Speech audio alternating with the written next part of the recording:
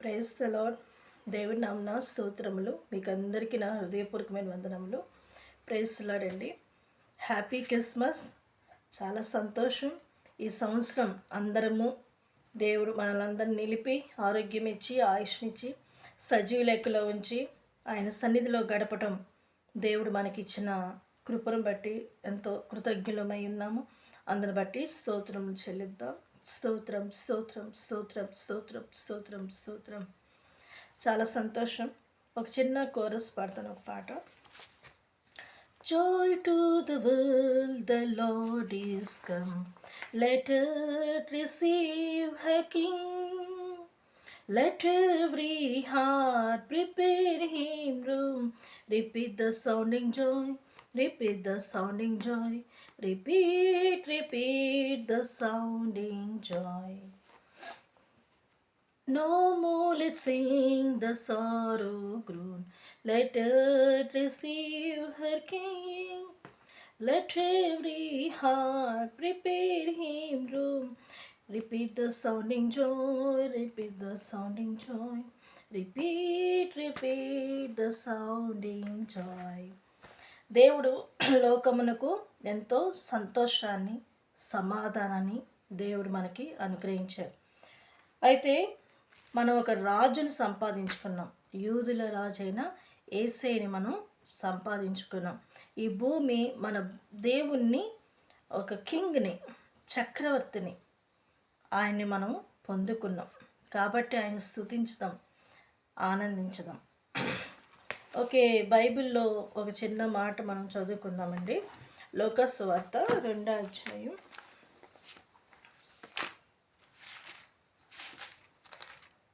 ఇక్కడ మనం చూస్తే ఈ దినాన క్రిస్మస్ అని అంటేనే యేసు ప్రభు పుట్టారని మనం ఈ దినాన అందరము ఆయన్ని తలంచుకుంటూ ఆయన జన్మదినాన్ని బట్టి మనం సంతోషించాము. అందరమే సంతోషంగా ఆయన సన్నిధిలో గడపడానికి దేవుడు నెల రోజుల నుంచే ఈ క్రిస్మస్ ఆరాధన ఈ రోజు వరకు ఇంకా నైట్ వరకు జరుగుతూనే ఉంటాయి.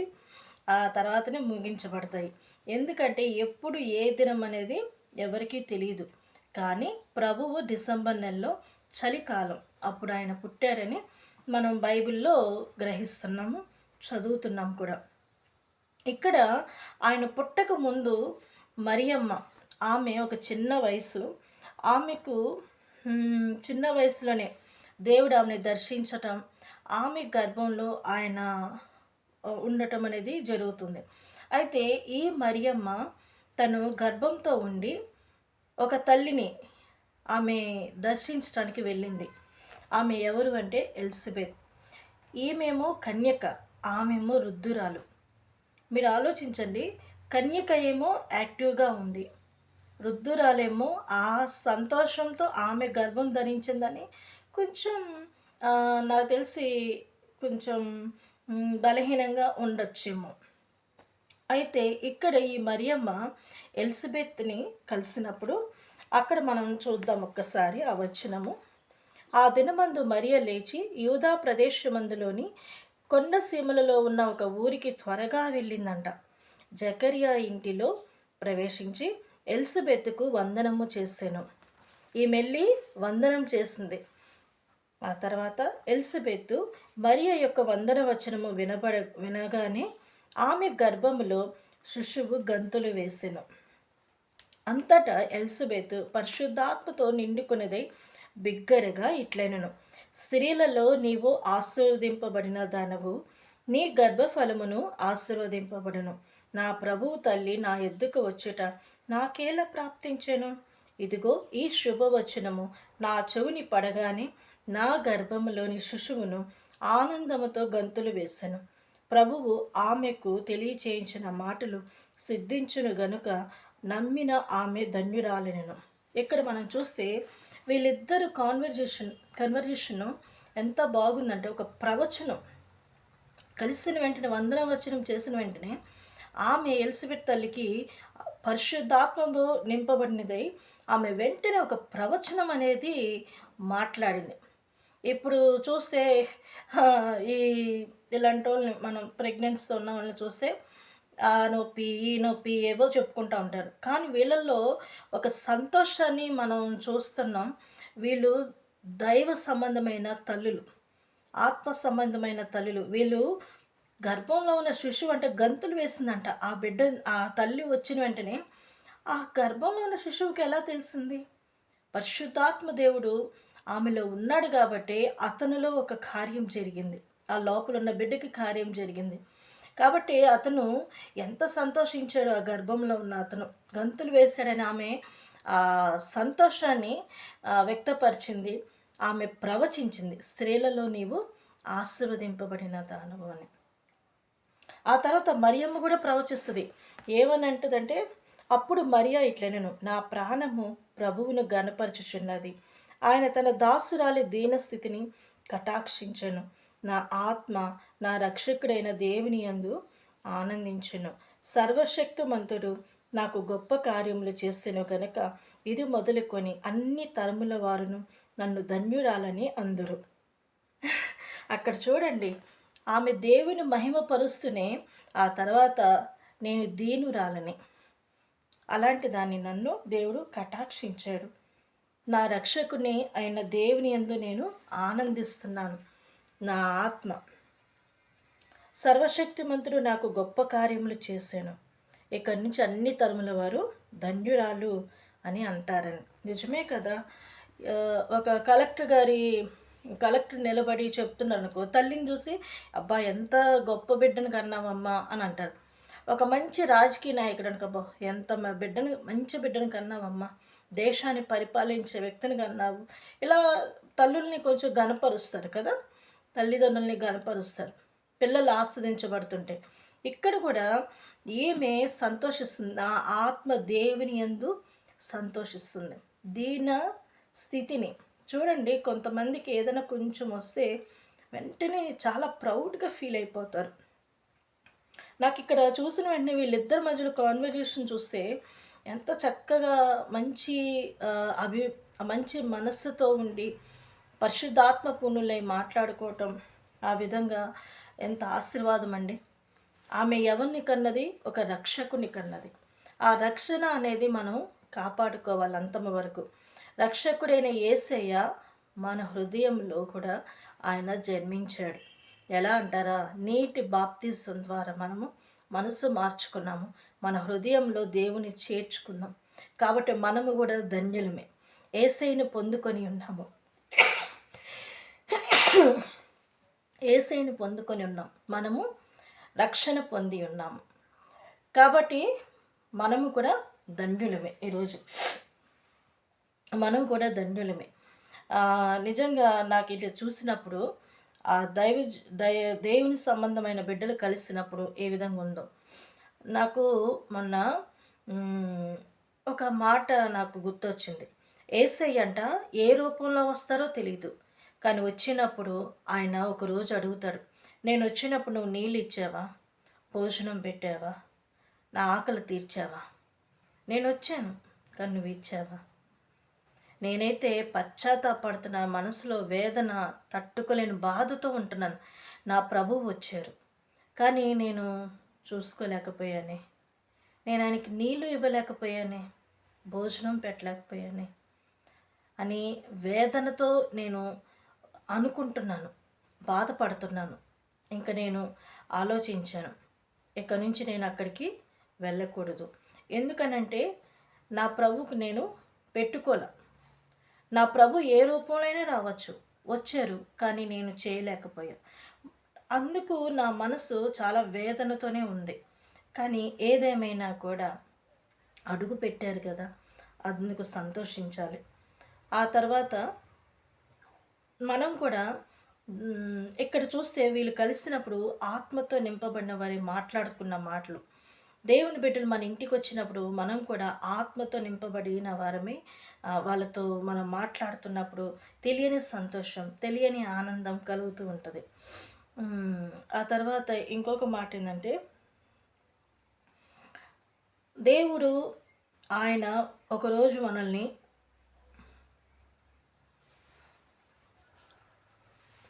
అయితే మనం చూస్తూ ఉంటే ఒకరోజు ఒక అమ్మాయి జైలుకి వచ్చింది ఒక చిన్న పసిపాప. జైలుకి వస్తే, "ఏయ్! ఎవరు నువ్వు? ఎందుకు వచ్చావు జైలు దగ్గరికి?" అని అక్కడున్న అధికారులు అన్నప్పుడు, "ఒక్కసారండి మా నాన్నగారు అక్కడ ఉన్నారు జైల్లో. ఒక్కసారి నేను కలిసి వస్తాను" అని అన్నదంట. అంటే, "లేదు లేదు ఆహ్, ఇప్పుడు కలవటానికి కుదరదు" అనంటే, "ఒక్కసారండి ఒక్క మాట మాట్లాడి వెళ్ళొస్తాను" అని అన్నదంట. "ఏంటి నువ్వు కవర్‌లో ఏదో పట్టుకున్నావు?" అని అన్నారా. ఆ పాప చేతిలో చిన్న కవరుంటే. "ఒక్కసారి మా నాన్నతో మాట్లాడి వస్తానండి" అని అన్నదంట ఆ పాప. ఏంటి ఈ పాప ఇలా ఊరికే అడుగుతా ఉంది. "సరే ఎవరికి మీ నాన్న పేరేంటి?" అనంటే, "పలానా పేరు." "అమ్మో! వాడా పెద్ద గజ దొంగ. వాడు నరహత్య చేశాడు. భయంకరమైన మనిషి. అతన్ని మేము బయటికి పంపియటం చాలా కష్టం పాప. మీ నాన్న కలవటానికి కూడా అస్సలు మేము ఇవ్వము పర్మిషన్" అని అన్నప్పుడు, ఒక్కసారండి ఆ పాప బతిమలాడిందంట. ఇంకా వాళ్ళ మనసు చలించింది. "సరే వెళ్ళు" అని అన్నారు. ఆ పాప వాళ్ళ నాన్న దగ్గరికి వెళ్తే వాళ్ళ నాన్న చాలా కోపంగా, "ఏంటి? ఎందుకొచ్చావు?" అని అన్నారు. అంటే అప్పుడు ఆ పాప వాళ్ళ నాన్నతో చెప్తుంది, "నాన్న, అమ్మ చచ్చిపోయింది" అని అంది. ఆయన అట్లాగే చూసాడు. చూసినప్పుడు ఆయన వచ్చే టయానికి ఆమె గర్భంతో ఉన్నది. ఆ టైంలో ఆమె ఒక బిడ్డను కన్నది. ఆ బిడ్డ కూడా పాలు తాగుతూ ఉండగానే ఈమె ఆకలితో అలమటిస్తుందంట. ఆ బిడ్డకి పాలిస్తూనే ఉంది కానీ ఈమె చనిపోయిందంట ఇస్తుండగానే. చనిపోయిన తర్వాత ఆ తర్వాత చనిపోకముందు ఆమె పాలిస్తూ ఉండేది బిడ్డకి. ఈమెకేమో ఆకలితో ఉండేది. ఏదో ఒకటి తినాలని ఆరాటం ఉండేది. కానీ లేదు. అప్పుడు ఈమె ఎప్పుడు అనేదంట ఆ బాబు చూసి, "అచ్చం మీ నాన్నలాగా ఉన్నాడు. వీడి జుట్టు అంతా మీ నాన్న జుట్టేరా" అని చెప్పి ఆమె తరచూ ఆ పాపకి వాళ్ళ నాన్న జుట్టు ఇలాగే ఉంటుందని తమ్ముడు గురించి చెప్తూ ఉండేదంట. అయితే ఆమె చలికి వణికి ఆకలితో అలమటించి చనిపోయారు. ఆ తర్వాత ఈ బాబు చిన్నోడిని పెట్టుకొని ఈ పాప ఉన్నది. వాడు కూడా పాలకి ఏడ్చి వాడు చచ్చిపోయాడు. అప్పుడు ఈ అమ్మాయి ఏం చేస్తుందంటే, మా అమ్మ ఎప్పుడు చెప్తుంది కదా మా నాన్న హెయిర్ అని మా తమ్ముడిది అని చెప్పి ఆ హెయిర్ వరకు కట్ చేసి ఒక కవర్లో పెట్టుకొని ఆ పాప చుట్టుకొని వచ్చింది. అప్పుడు ఆయన అట్లాగే చూశాడు. "నాన్న ఇది తమ్ముడు జుట్టు నాన్న" అని ఇచ్చింది వాళ్ళ నాన్నకి. ఇచ్చినప్పుడు ఆయన అది చూశాడు. చూసినప్పుడు, "తమ్ముడు చనిపోయాడు నాన్న. తమ్ముడిని కూడా సమాధిలో పెట్టారు. ఇప్పుడు నేను ఒక్కదాన్ని రోడ్డు మీద ఉన్నాను" అనంటే, ఆయన అట్లాగే కళ్ళల్లో నీళ్ళు పెట్టుకొని, అంత మనసు గట్టిగున్న మనిషి ఒక్కసారి ఆయన ఏడవటం మొదలుపెట్టాడు. ఏమని చెప్పిందంటే, "ఈరోజు క్రిస్మస్ కదా! ఇది తమ్ముడు కానుక. ఈ జుట్టు నీకిస్తున్నాను. ఇది తమ్ముడిది కానుక" అని చెప్పి ఆ పాప ఇస్తే ఆయన కళ్ళల్లో నీళ్లు తిరిగినాయంట. ఏడ్చేసాడంట. అప్పుడు అక్కడున్న జడ్జి వాళ్ళు చూసి, "ఏంటి నువ్వెందుకు ఏడుస్తున్నావు? నీలాంటోడు ఏడవటం ఏంటి?" అన్నప్పుడు ఈ స్టోరీ మొత్తం చెప్పినప్పుడు అతనంట, "ఈ బిడ్డని ఇక నుంచి నా బిడ్డగా నేను చేర్చుకుంటాను. నాకు పిల్లలు లేరని" ఆ పాపని వాళ్ళు ఆ జడ్జి గారు ఆయన స్వీకరించాడు ఒక బిడ్డగా. ఎందుకు చెప్తున్నానంటే, ఒక గజ దొంగ అతను ఈ చిన్న కానుక చూసిన వెంటనే క్రిస్మస్ కానుక అని చెప్పిన వెంటనే కళ్ళల్లో ఈ అతను తెలియకునే వేదన కలిగింది. అప్పుడు అతను అన్నాడంట, నేను ఇంత నేను మారటానికి ఈ పాపే కదా! ఈ క్రిస్మస్ అనేది ఏంటి? ఈ క్రిస్మస్ రోజున ఇంత స్పెషల్‌గా నా బిడ్డ తెచ్చింది. అసలు క్రిస్మస్ అంటే ఏంటి అనంటే, యేసు ప్రభు మన కోసం పుట్టాడు. లోక రక్షకుడు ఆయన. ఆయన లోక రక్షకుడు. ప్రజలందరినీ ఆయన కాపాడడానికే వచ్చారు. చాలామంది తెలియక ఏ రకరకాల పరిస్థితులకి వాళ్ళు ఆలోచించి ఆత్మహత్యలు చేసుకోవటం, వారు అంతట వారే మరణానికి పాల్పడవుతున్నారు. మానసికంగా కృంగిపోతున్నారు. అయితే మన యేసయ్య లోకరక్షకుడు. ప్రతి ఒక్కరిని ప్రేమిస్తున్నారు. ఆయనకి కుల, మత అనేది ఏమీ లేదు. ఆయన అందరినీ ప్రేమించే దేవుడు. ఆయన అందరికీ ప్రభువు. అందుకే ఆయన రావటమే గొప్ప ఇంట్లో రావాలని, లేకపోతే ఒక పెద్ద ఇదిలో వాళ్ళెవరు అమితాబ్ బచ్చన్ అలాంటి ఇళ్లల్లో పుడితే వాళ్ళని బయటికి రానిస్తారా? కానీ అందుకే దేవుడు ఒక పశువుల పాకలో పరుండు పెట్టారు.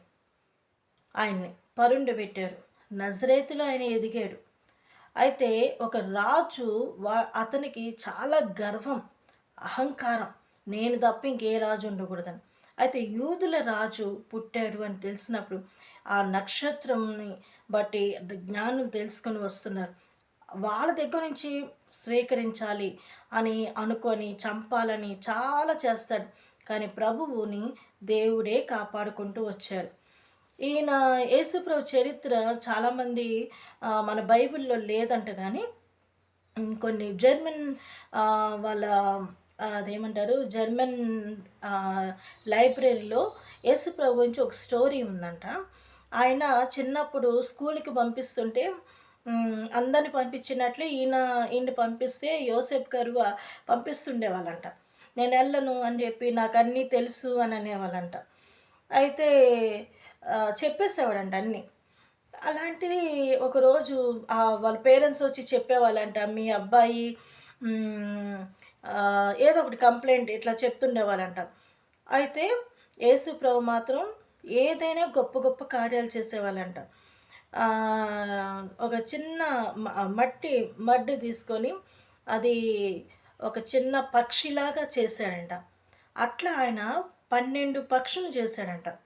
చేసినప్పుడు ఆ పక్షులను చేసినప్పుడు అవి వాటిని జీవవాయువ ఏమంటారు, వాటికి జీవం వచ్చి ఆ ఎగిరి వెళ్ళటం జరిగిందంట చిన్నప్పుడు. అందుకే యోహాను గారు మరి బైబిల్లో రాస్తారు, ఆయన చేసిన గొప్ప కార్యములు అంతా ఇంత కాదు, బైబిల్ కూడా అసలు పట్టదంట, అంత గొప్ప కార్యాలు చేశాడు మన యేసయ్య. అందుకే దేవుని దయందును మనుషుల దయందును ఆయన వర్ధిల్లెను అని ఉంటుంది. ఎక్కడ అని అంటే యేసు ప్రభుని 12వ ఏటన ఆయన దేవాలయంకి వెళ్ళినప్పుడు అక్కడ చాలామంది జ్ఞానులు ఉన్నారు. ఆ పరిచయుల ముందు ఈయన జ్ఞానం చూసి వాళ్ళు ఆశ్చర్యపోయారు.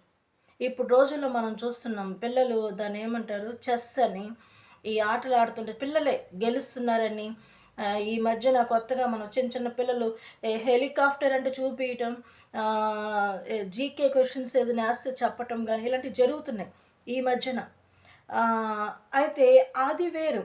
కానీ మన యేసయ్య మాత్రం ధర్మశాస్త్రం గురించి చెప్పటమే కానీ ఆయన జ్ఞానం వ్యక్తపరచటం కానీ దేవుని మాటలు చెప్పటం కానీ చాలా ఆశ్చర్యాన్ని కలిగించింది. అలాగే మన పిల్లలు కూడా దేవుని యందు భయభక్తులు కలిగి వాళ్ళు జీవించాలి. ఆ తర్వాత మనం చూస్తుంటే యేసయ్య పుట్టక చాలామందికి మేలే కలుగు చేసింది. మనం ఈ దినాన మనం బతికి బట్టగట్టి మనం ఉన్నాము అని అంటే ఈరోజు మనం ప్రభువు యందు విశ్వాసం ఉంచి మనం రక్షణ పొందాం. ఆ రక్షణ అనేది మన హృదయంలో ఉన్నది. ఈ రక్షణని మనం అంతము వరకు కాపాడుకోవాలి. అంతము వరకు కాపాడుకొని మనం నడిపించబడాలి.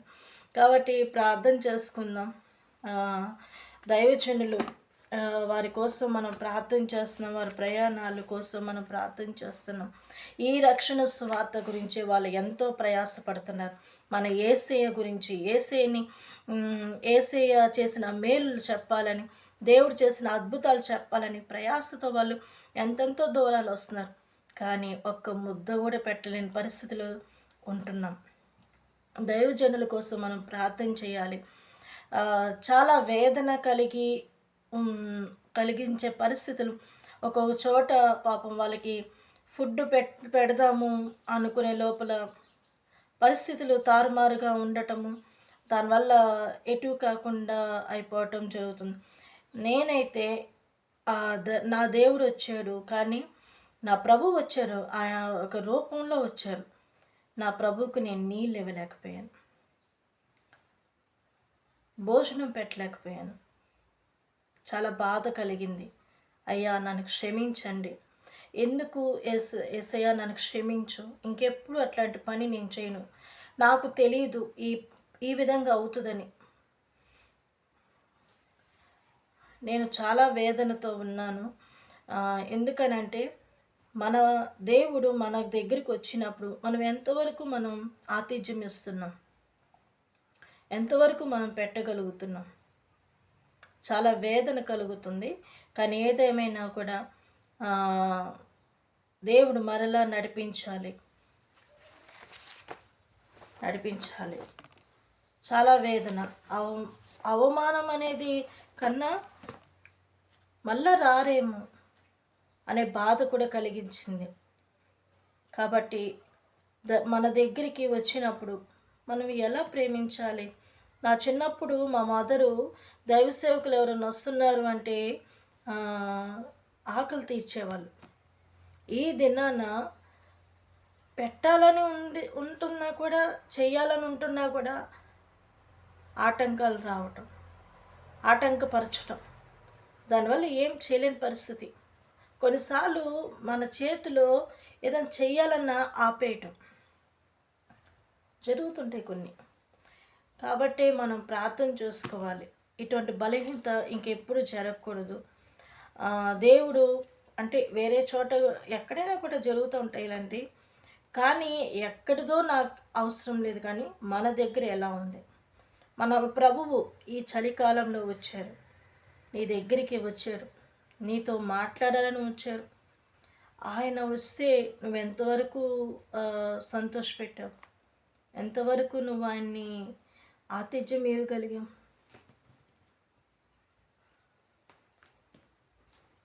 ఈ సంవత్సరం అయితే నా కుటుంబము అసలు మరణపు అంచుల వరకు వెళ్ళింది. ప్రభు కనికరం వల్లనే కాపాడబడ్డాం. ఎంతో మేలు చేశారు. మేలు చేసిన వాళ్ళకి మేలు చేయకుండా ఎట్లా ఉండగలం? అవమానం కలిగితే బాధే కదా. కానీ ఏదేమైనా దేవుడు కృప చూపించాలి, మరలా దేవుడు పంపించాలి. కానీ ఏదేమైనా కృప చూపులాగన. Okay, happy Christmas. చాలా సంతోషం. ప్రభు మన హృదయంలో ఉన్నాడు. మన రక్షణ మనం అంతవరకు కాపాడుకుందాం. ఆమేన్. Praise the lord.